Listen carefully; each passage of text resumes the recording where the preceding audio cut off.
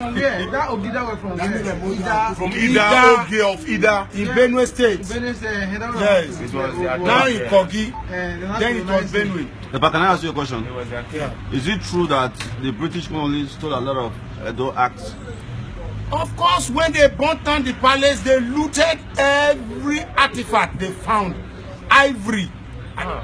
Go to the internet, you will see the photographs of what they stole. And today, the Idia mask is the most expensive mask in the world.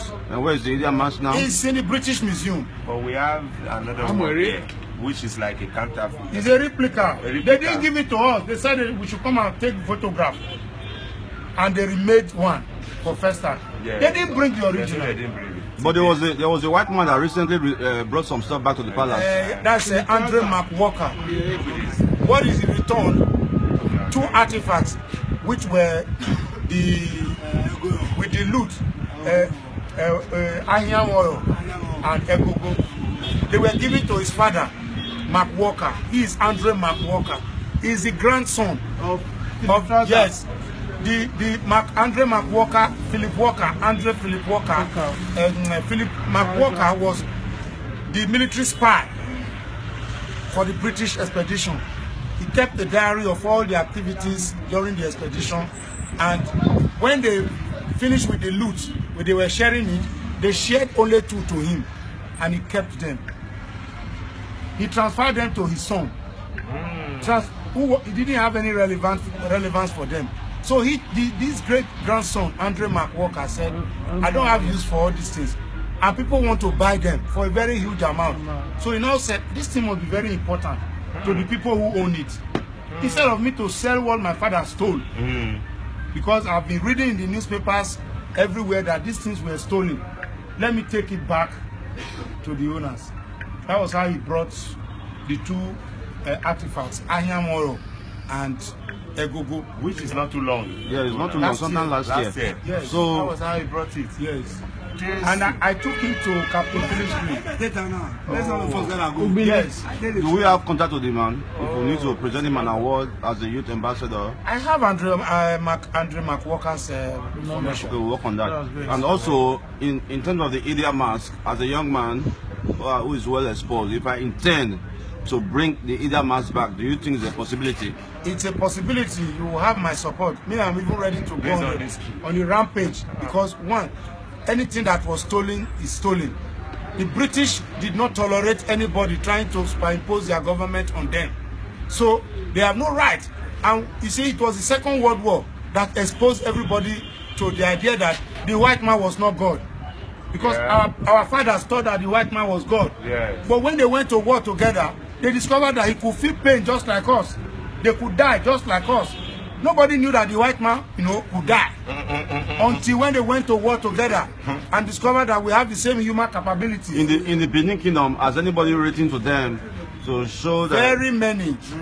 Honorable Jemitola has written, Prince Edwin Akenzwa, the Enogi of... a lot of them. Yes. So if I... Ayamekwe Edopolo has cried. If I, Dion Osage, go to the museum and sit in that place until the mask comes out, do you think there's a possibility we'll make some world news?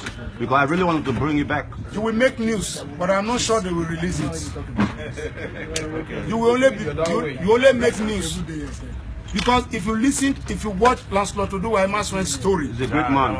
Invasion 1890. Lancelot has fought even with the movie. And you know, the angle he took his story from is what you are attempting to do. A young man living in London felt aggrieved after receiving lectures in class on African history. 1897.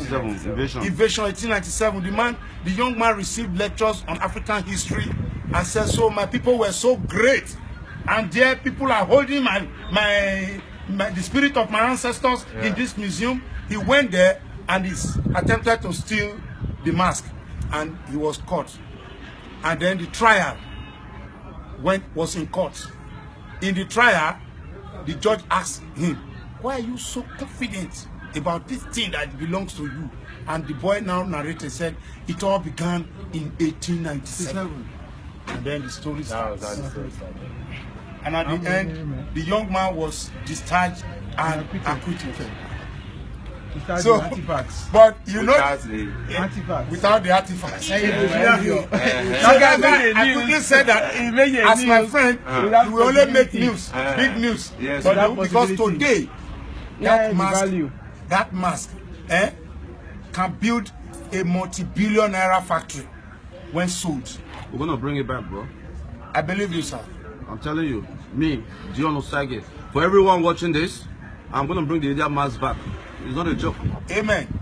You have our backing because one, all the artifacts now in various museums everywhere, they are holding our spirit in captivity. Which is not fair. I tell you, go to Igun, go to Igbesama, go anywhere an art piece is made. The art piece represents the spirit of the people that the artwork was made about.